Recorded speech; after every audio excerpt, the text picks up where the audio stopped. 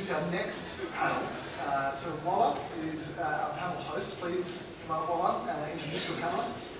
This is the future of transportation, or innovation in transportation, with some of our great speakers. So Vulog, welcome. Thank you, Chris. So I'm really excited to host this panel in particular because, like I'm sure everybody in this room, transportation has played such a vital role in my life and my contribution to society. But I never really thought about how much it has changed. For example, how many of you as children were warned against getting into a stranger's car? Pretty much everyone, right? And now the rideshare economy is booming, as we all know. So I'm here to introduce the panelists that we have today to talk about some of these advancements and how their companies are innovating in technology. So I'm going to just go in order, so just give me one moment here. We have, you might remember Josipa from just a few minutes ago from her fierce keynote that she gave right before the break. She is the Executive Director and CEO of QTrip, or the Canadian Urban Transit Research.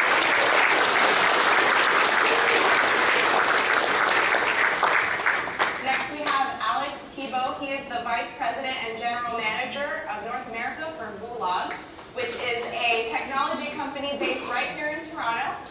And they are innovating with the world's, they are providing the world's most innovative shared mobility operations.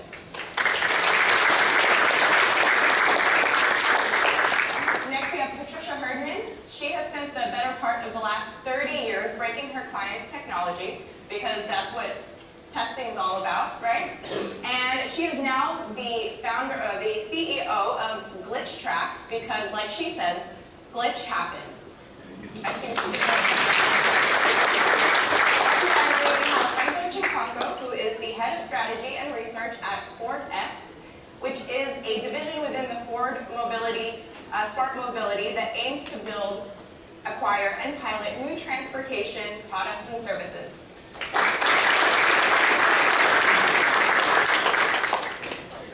Thank you all for being here today. So I'm going to do a quick round of questions, and then we are going to give you some time at the end to ask your own, so start thinking about some topics you'd like to discuss. So the first question is for everyone here. What is your company doing to prepare for or even to impact the future of mobility? I'll start. So simply put, QTrip, we operate as a not-for-profit innovation consortium with a whole bunch of industry partners leading us. So we have three focus areas that we've been launching projects that have been contentious, but I think are disrupting the industry. One is a pan-Canadian electric bus project that I talked about last year, and it's launching in Vancouver in the next month, and then in York Region and hopefully Brampton. And this is making Canada a world leader in standardized high-power electric bus charging, so the buses will only need to charge for a couple minutes while en route, while you're getting on and off the buses. So we're doing that. The second one is a pan-Canadian hydrogen fuel cell bus project. We call it Hydrogen Homecoming, bringing hydrogen mobility back to Canada. We actually have the world-leading cluster in hydrogen capacity and technology in Canada, and zero clientele. Zero customers, transit, truck, car, nobody is using hydrogen in this country for propulsion technologies, apart from a few pilot projects. So we're bringing that back, in Mississauga Transit's leading that initiative with Hydrogenics in Ontario. And the last project is a national smart vehicle project led by my colleague here, Christine Lagarde, and that's all about autonomous connected vehicles as shared shuttles for first mile, last mile. And some of the cities involved there are Brampton, York Region, Burlington. Basically, we're trying to get you into mini shuttles that get you to the GO station and get you to leave your cars at home. So that's what we're trying to do, and get standardization across those automated connected vehicle manufacturers, which doesn't exist anywhere in the world right now. Thank you. I feel like I'm tired just after speaking after you. It's fantastic. It's quite impressive. Vulog is the world's leading SaaS-based platform to power new mobility services. So we power services all over the world. It's actually a French company. Our headquarters for North America is based out of Toronto. And we provide large companies. Is anyone from Vancouver or has been Vancouver recently? Yeah, do you guys know Evo? Yeah, so we provide the entire technology stack for Evo. We work with companies like Caminado as well. We work with the OEMs, the vehicle manufacturers, pretty much all over the world. We work with 6 different manufacturers, all kinds of companies that want to launch, whether it's car sharing, scooter sharing, moped sharing. We provide them pretty much out of the box the entire technology stack that they need. If they know nothing about mobility technology, in 3 months they can have 1,000 cars in any city around the world using our tech. GlitchTracks. So GlitchTracks is an early stage startup based here in Toronto, and we have a dual mission. That's to protect people and protect profits. And that's because we're concerned about the impact on human life and safety based on some of the changes that are coming. And as you heard in one of the previous conversations, that we don't really have proper safety architecture around what we need. So we're looking at ways to monetize. We actually have a good business plan for that. So if you have any investors here, come my way. So we're early stage, and we're looking to help people get safer and know more information about the facts that are happening in this transportation space as well as IoT. So Ford X is a corporate incubator within Ford Mobility, right? So Ford, like many automakers, are recognizing that the world is changing. You know, while the car is still predominantly an important part of providing mobility for people, new modes of options are emerging, whether that be the use of shared shuttles or car sharing, right?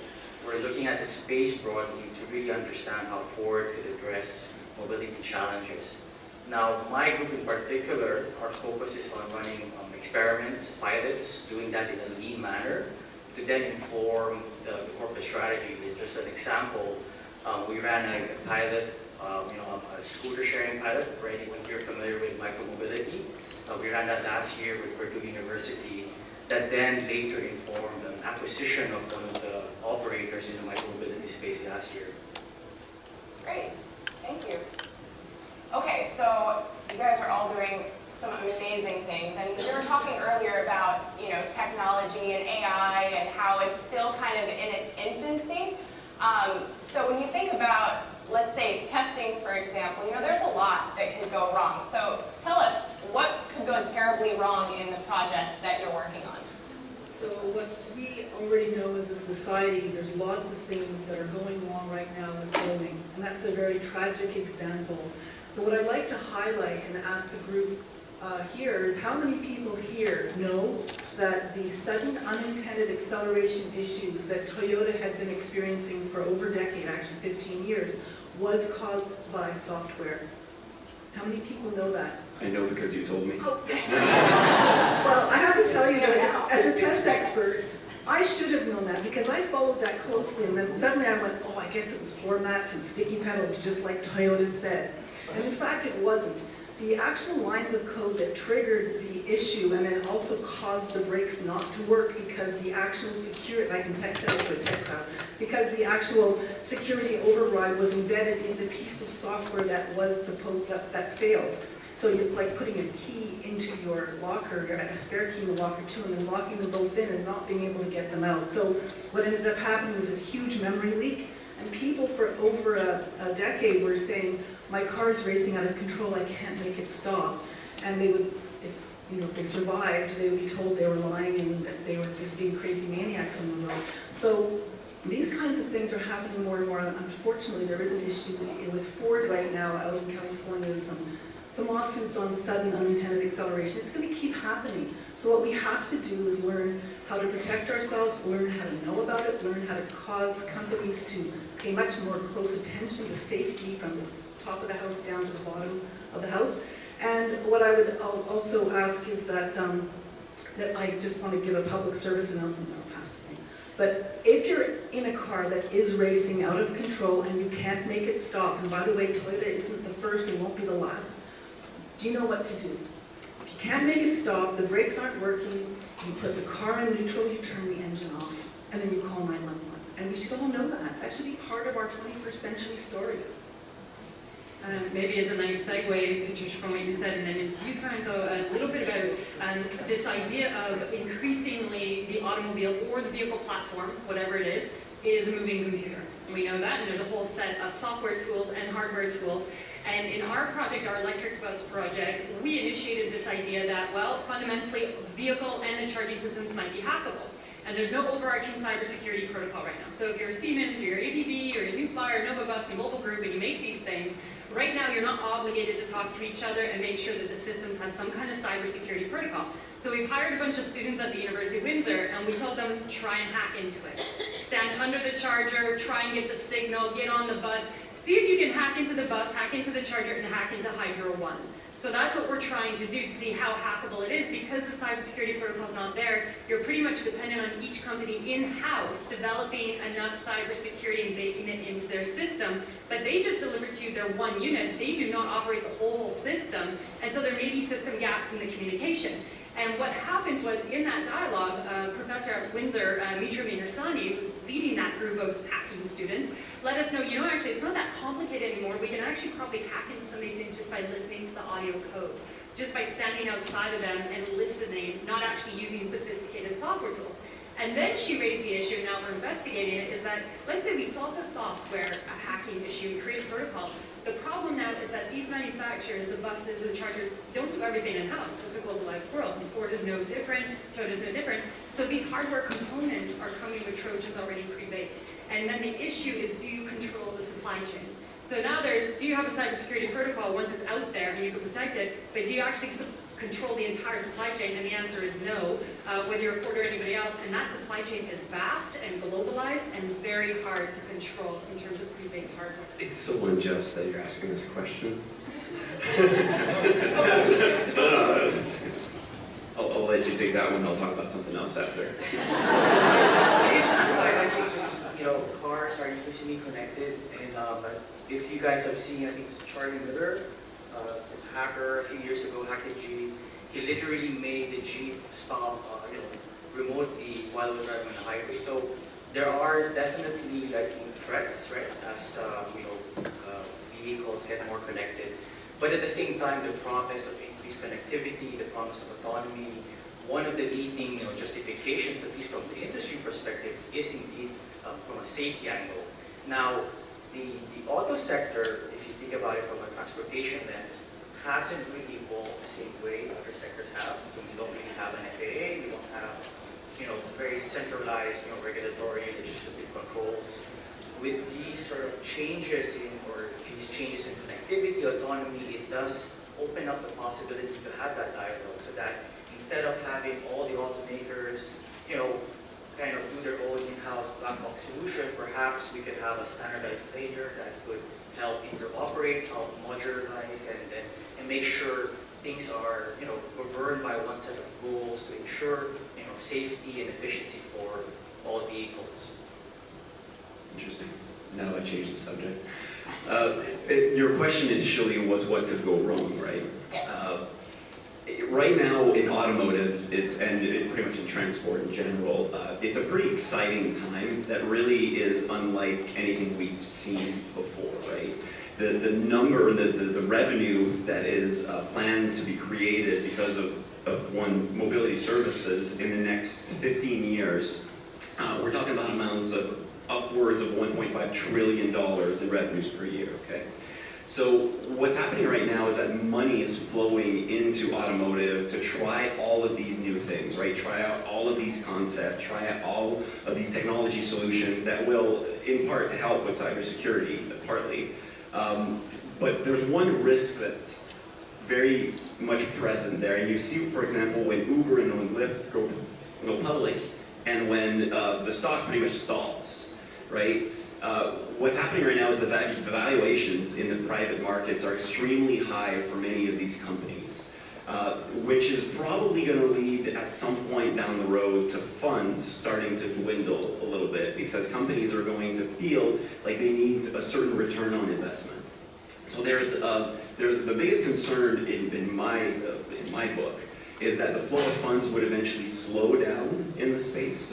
And I think that if that were to happen, we would see really pretty much a cascade of things that would unravel, and many, many advances that we think we're going to see in the next 20 years would maybe even not happen because funds could potentially stop.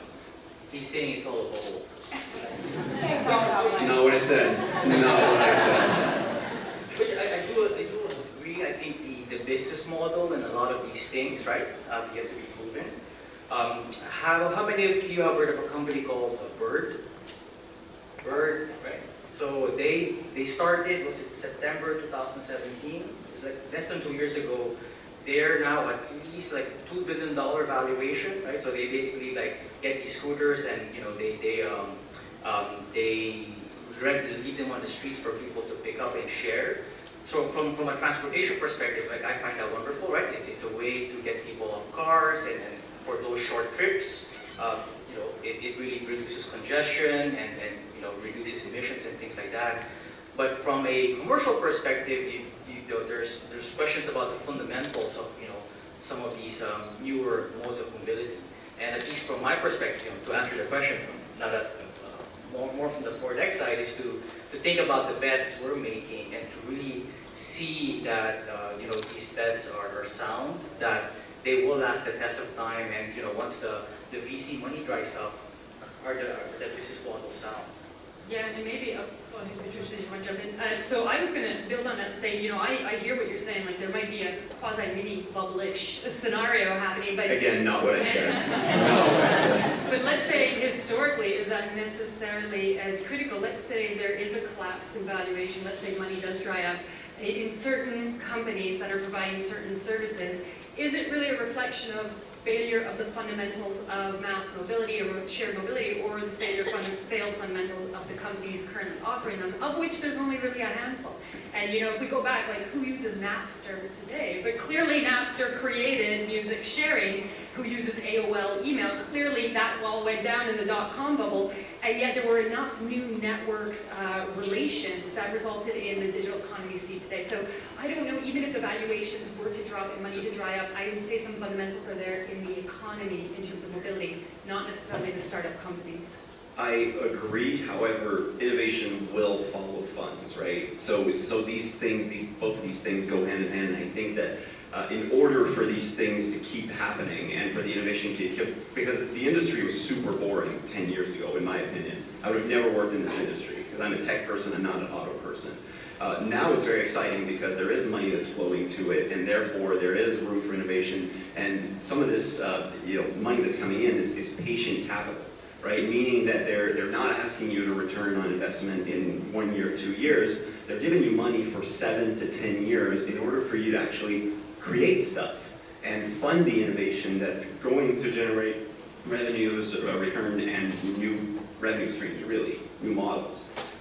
So I guess my point is both things need to go hand in hand. I don't think that there's going to be innovation if money stops.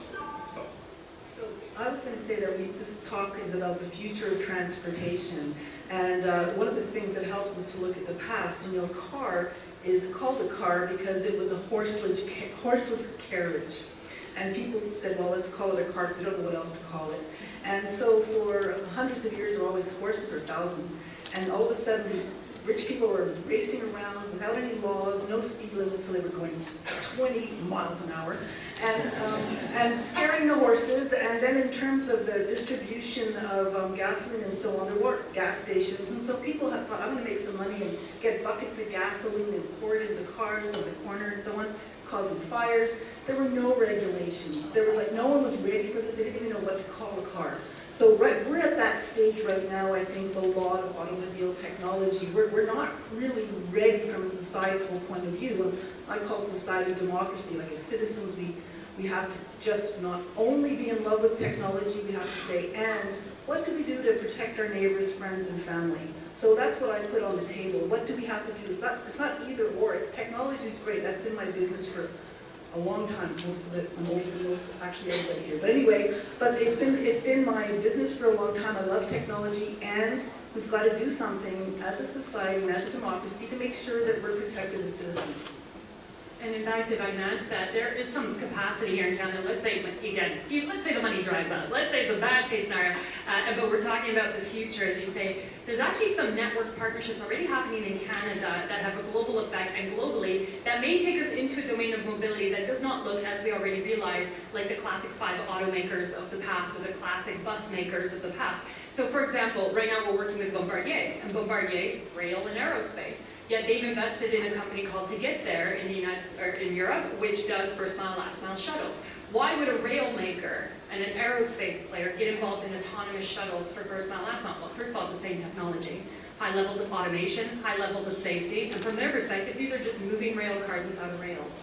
Right? So they have a huge play there, and what might happen if some of the investment dries up and you have the Navias and the Easy Miles going bankrupt, there could be some really great, there could be some really great R&D and intellectual property that the big players that have solid fundamentals simply go about acquiring, because a lot of them don't have it in-house. So there could just be the colonization and fragmentation and then the re-acquisition, and we have companies like Bombardier that look radically different from what they looked like 5 years ago and develop Hyperloop technologies that are automated. And that's what I would suspect the future of mobility is probably going to go into, because we've been there before. Those companies that can transition and more are going to last. Those that don't, like I think Chrysler is going to be one of those that doesn't. If I had to bet on it, it's too slow in the acquisition, too slow in the integration, and probably not going to survive unless it does a fundamental DNA shift.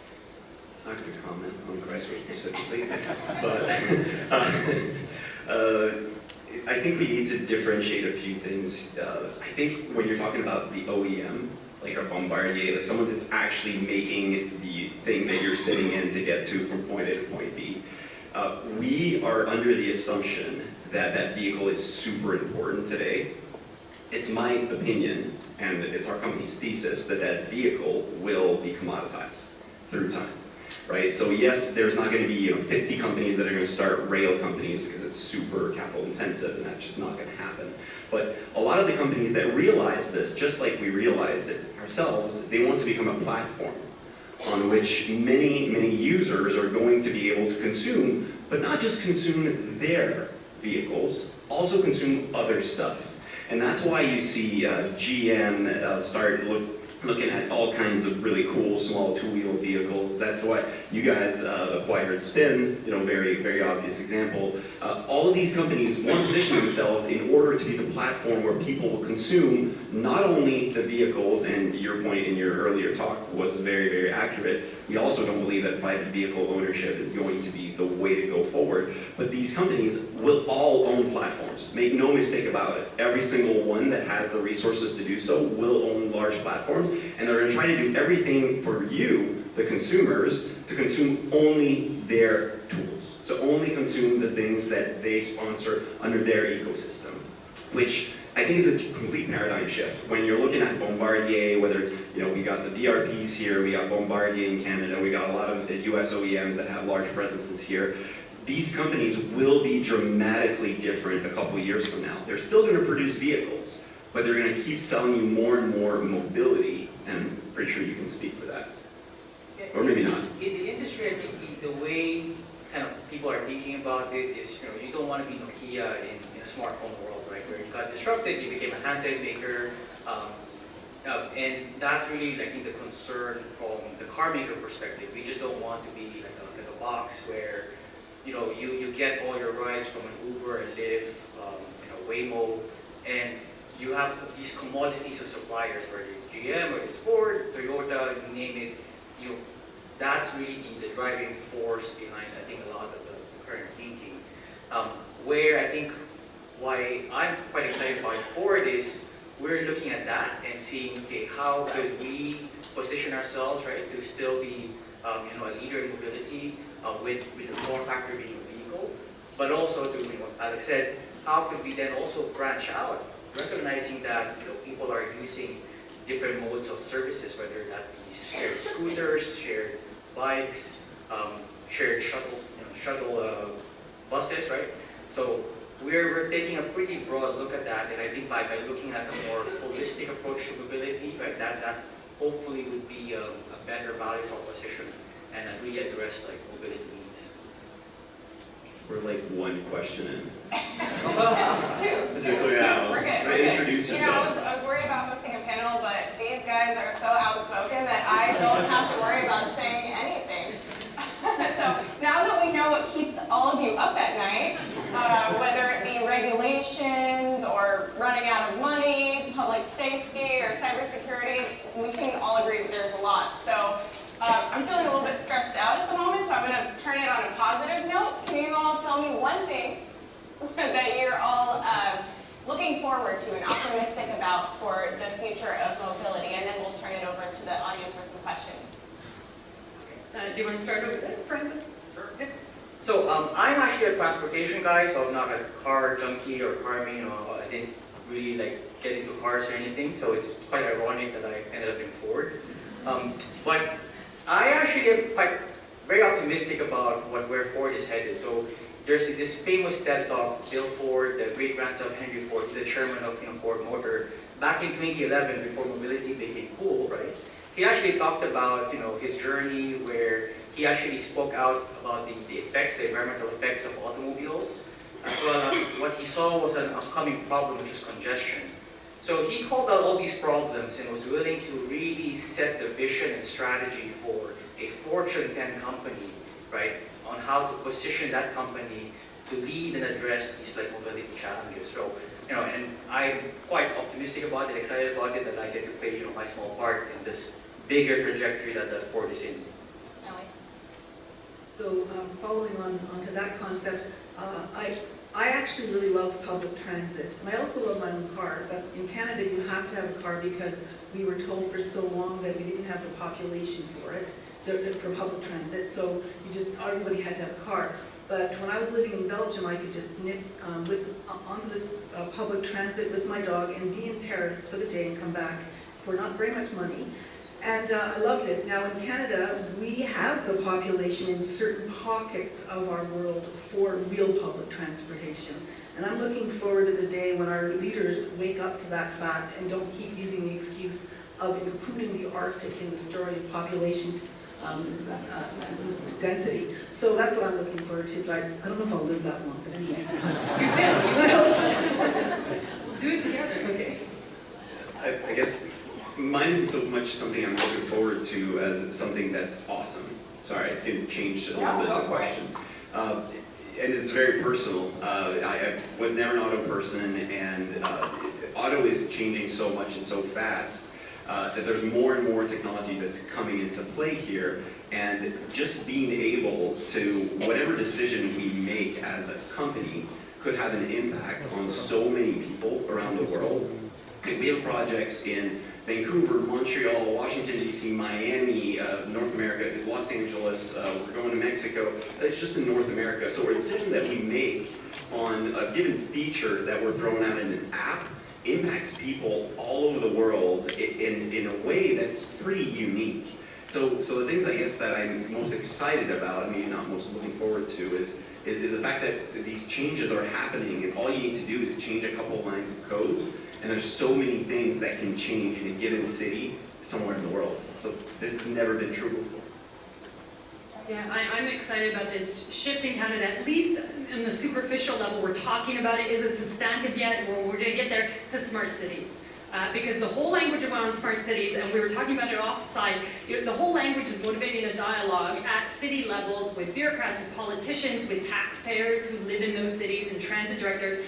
What is a fast-moving, mobile, economically productive, great city to live in? And again, unless it's clean and green and mobile and digitally connected, it's not going to be one of the 21st century great cities of civilization. And so this move to the Smart Cities Dialogue has motivated people to think about things they have not thought about at the municipal level. And in Canada, we really do have only 5 cities that are our test beds legitimately in terms of population density plus the kind of championship: Toronto, Vancouver, Montreal, Calgary, and Edmonton. That's it. Outside of that, you've got cities doing innovative things, but they don't have the population density, they don't have the city budgets, they don't have enough transit usership, they don't have enough congestion and density that's driving people to force a taxpayer issue around car congestion. But in those 5 cities, we're starting to get that stuff, and people are starting to get angry, and they're starting to demand politicians that get rid of congestion, and that's turning into smart cities dialogues that are digitally connected and great for this century. How do you think the Toronto fares versus Vancouver? I actually think Vancouver is a city. Conceptually, Vancouver is further ahead than Toronto in thinking about smart cities. Yeah, it's like they're on different platforms. But Toronto has the capacity to leapfrog all the other cities if it could get its politics aligned, and that is a big if, but it's possible. And I truly believe Toronto is already one of the great cities of this world. You know how you go to Britain, you're like, there's London, and there's the rest of Britain. Right, like, and there's Paris, and there's the rest of France. Like, it's not really like they're global cities where civilization comes together and makes things happen that eons later will be recollected in the memory of humanity. Toronto is one of those cities. We're not there yet. We're a bit discombobulated and fragmented, but we're getting there. So I do think Toronto can leapfrog, but we've been slow to mark. As someone who grew up in Montreal, it just makes me so sad what you just said.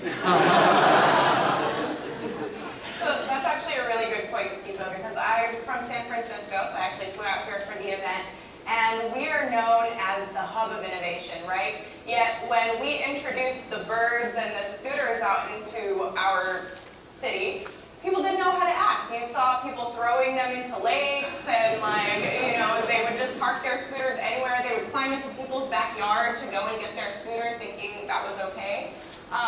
So it's also about like the regulation, right? Making sure that people can safely move around and not get, hit by a nearby scooter, or a drunk person isn't, trying to rent one of these things. So it's a lot to think about. So I'm going to now open it up to the audience to ask some questions. So feel free to raise your hand. And if someone can come around with a mic, or I can. You have a mic over here? Yeah. Okay. So we have one over here. Right over there. Yeah. Thank you. First one I saw. So. This question is for Josepha. So I understand that you're interested in electric buses. Would those be self-driven electric buses, or just yes or no? Eventually, yes. Okay, perfect. So what do you think the difference is between self-driving electric cars and self-driving electric buses? What do you think is better, and why? The buses, for sure. There's a whole host of things that go into that. One is that we're electrifying the buses and trying to get the charging systems to function with the buses optimally. But the intention of doing that is to really minimize the driver engagement in energy consumption. So one of the worst factors in your car, whether you admit it or not, is you, right? And we're all bad drivers, and so are bus drivers. And nobody likes to admit it, but we're one of the worst energy consumers in the vehicle. So the intention is to electrify the platform and then automate it. In the transit world, it's possible to automate overnight, so to speak, a very large portion of your fleet, especially if it's allocated to rapid transit ways. Now, if you're a city like a Brampton, or a Burlington, or a Hamilton, or a London, where you might not have uber amounts of tax dollars to work with, but you want to start moving people rapidly, you probably don't have the money to build an LRT. LRT is expensive, but it moves a lot of people, it moves them very rapidly. If you had an automated bus platform on a rapid transit way or semi-dedicated lanes, you can move loads of people, almost as many, if not more, than an LRT with a fraction of the cost. So that's essentially where we're going there. Now, the buses and the shuttles, anybody who tells you they're going to be in mixed traffic is lying to you. These primarily autonomous connected vehicle systems are going to be in dedicated or semi-dedicated laneways. And I would argue that's also the case in automotive, that our streets are going to change to accommodate the automation safety. It's not that automation is going to get to level 5 and we're going to be mixing around in traffic. It's not going to happen. Our city streets are going to change. So that's why we're focusing on the bus side. I see. Okay, thank you. Great. I think we have a question right over there. Thank you. As you know, Europe for many, many years has had a very good train system that connects all the cities together. And Japan has had amazing technology with maglev for many, many years, trains cruising at 300 kilometers an hour or more. Why do you think it hasn't caught on in North America, the train system connecting, for example, in America, which is ideal for trains. And do you think that technology in the future would change that? I've always found it very perplexing that you can't take really fast trains from everywhere in North America like you can in Europe. And it sounds like you think that technology is going to change. It seems like the technology has actually been there for a long time, like in Japan, but yet it's never caught on in North America. That's I think we all have some answers. I've got a lot of answers on that one. Franco, did you want to start? Sure. So there's a few factors, at least from my opinion, that why it kind of evolved differently. Like geography is like one dimension. Certainly the size and the proximity of major cities in the U.S. versus Europe, right, is different.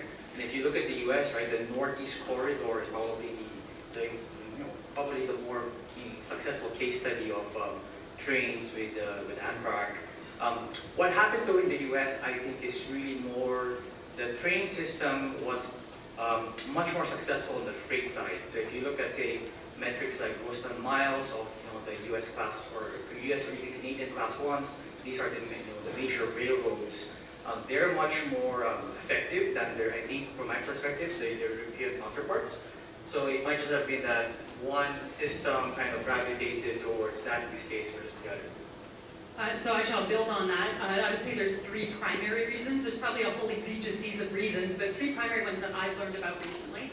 Qtrade just started this year a rail innovation initiative with Transport Canada, so we've been going around the country with CP, CN, VIA, trying to figure out what's the problem. Like, why don't we have high-rail, maglev, superconducting high-speed trains that get me to Montreal, because I hate flying and I don't want to fly and I want to get there in 2 hours. And we realized one thing in particular is that in Canada, 80% of rail traffic is freight, 20% is passenger. In Europe, it's the reverse. So there's passenger mobility. That was always the primary focus of the early rail installations that happened over 100 years ago. So if we're talking about a legacy system, part of the legacy that you're dealing with is that freight is really profitable, moving people is not. And VIA is heavily subsidized, and we might consider it a transit service. It has been asked to fight like a private sector service that probably should be treated as a transit service, but the result is that mostly freight optimization is what drives innovation on the tracks and not passenger mobility.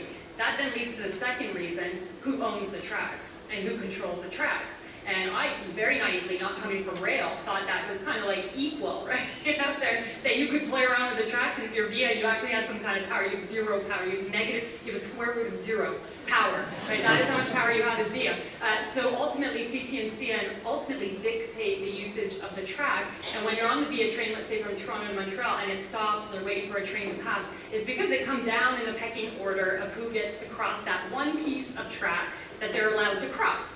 And so that then leads to the issue, third, politically, of those politicians that have said, we need high-speed rail. They've always pitched it as, we need high-speed rail, brand new tracks that cost us billions of dollars. And now you're fighting for pipelines in BC and Alberta, or you're fighting for tracks that don't have proven passengers in Ontario. Pipelines win. That's that scale of investment. And so, of course, you get the taxpayers saying, no, we're not going to build it if we don't see the passengers, and VIA can't prove that they have the passengers.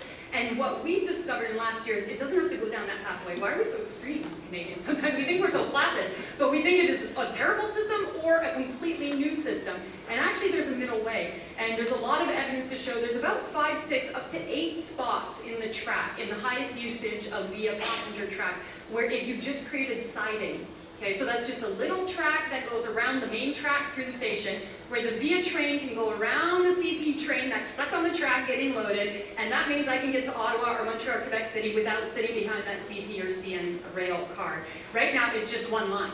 And there's no little bit of track that just goes around it. And those sidings are in the millions of dollars, not the billions of dollars. So now we're talking about the kind of stuff that Ministry of Transportation, even cities, can fund in the bigger city jurisdictions.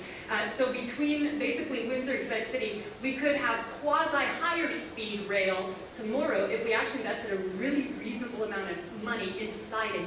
Then you could build up the passenger mobility that gives VIA the ability to argue that there's an economic case for high-speed rail and a brand new track.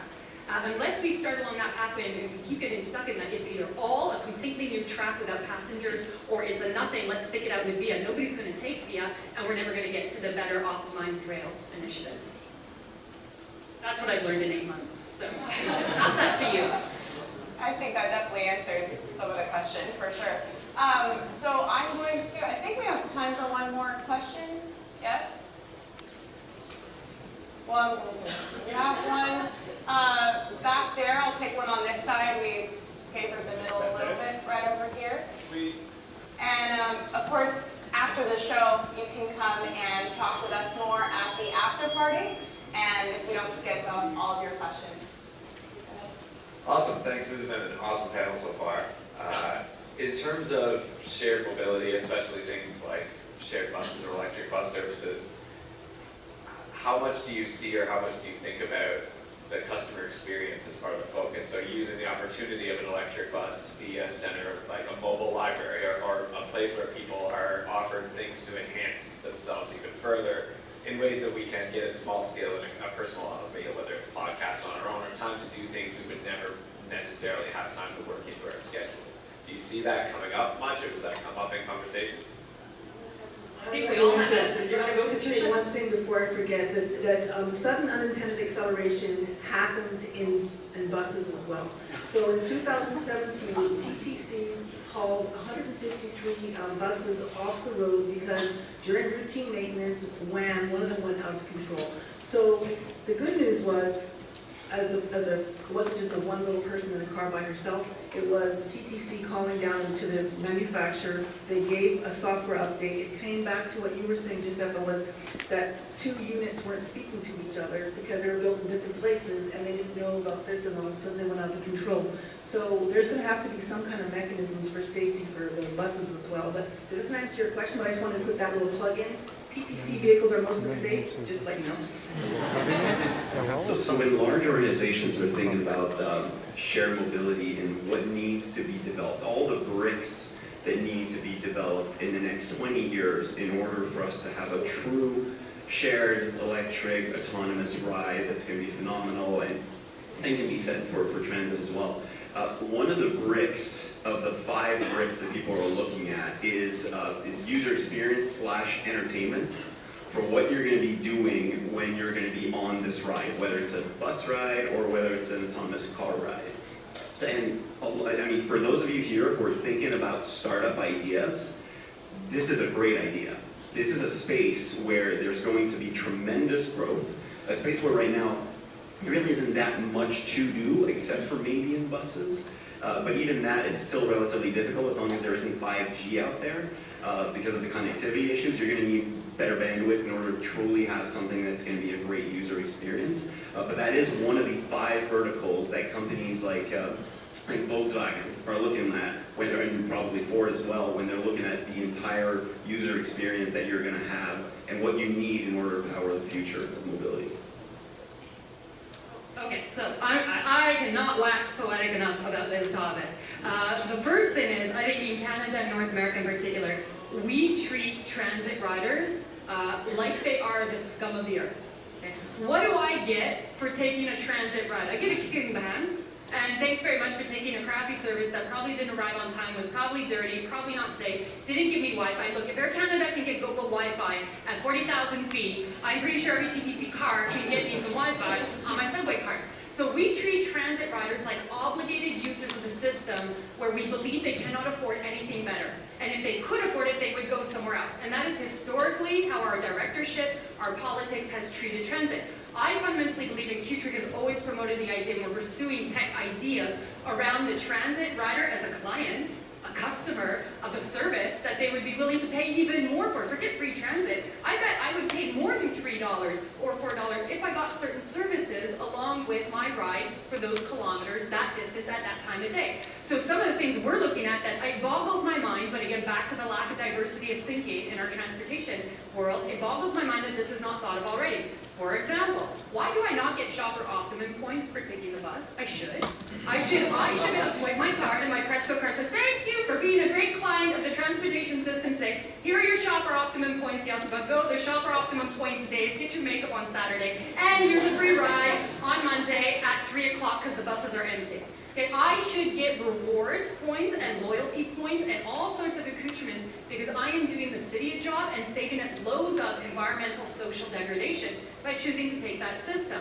That is possible. There's absolutely no reason why those relationships have not started, except for lack of texting. There is a cost, but this is back to what are transit riders willing to pay for. And if you start from the assumption that they are all poor, unwilling to pay for anything, unable to pay for anything, and happy to get the least cost service, you are starting from the wrong presupposition, especially in our big cities. To be fair, it's the same concern in shared mobility. Whether you're talking about cars, you're talking about companies are not willing to go the extra mile to pay a couple of cents, a couple of dollars in order to incentivize people. You see that Uber's starting to do it a little bit with some loyalty programs, but it hasn't been something that's been put to the forefront in the last 5 years. That's right, and we haven't tapped into it. Frankly, we haven't tapped into it, and this feeds into data. We don't actually know a lot about our transit riders. We don't know what clientele you are.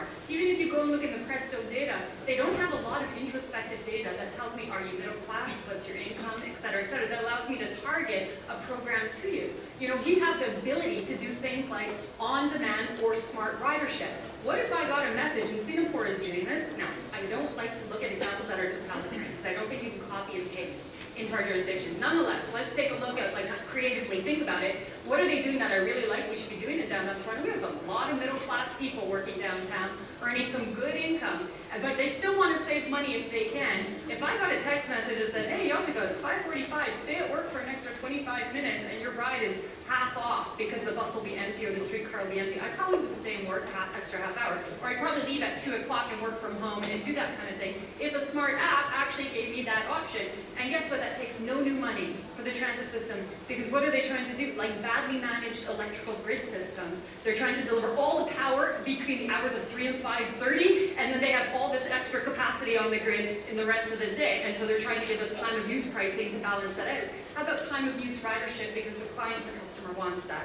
How about I am told when my price of a ride is cheaper and it costs TTC or the transit system nothing more other than the integration of the technology to start with? Which is CapEx, right? It Which is is money CapEx. that doesn't exist in the system. You're right. I agree. But think about the I agree with opportunity everything. lost, right? Yeah. How many people are not Guys, taking I'm it? gonna break this up. We're Dan. Dan saved us 5 minutes, and I just went over those 5 minutes, so I think we're good, and we're going to continue this discussion, like I mentioned earlier, at the after party. So if you'd like to hear more of this debate, join us at O'Grady's. I believe it's a short walk from here. It's on the back of your badge. And thank you to our panelists that